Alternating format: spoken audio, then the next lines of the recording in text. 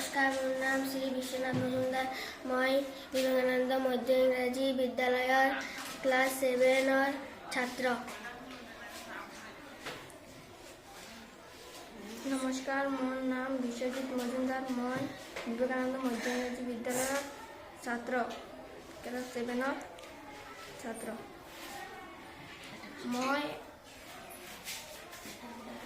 মই এটা মডেল বনাইছোঁ। মডেলটো দুজন মানুহৰ কাম এজনে কৰিব পাৰে।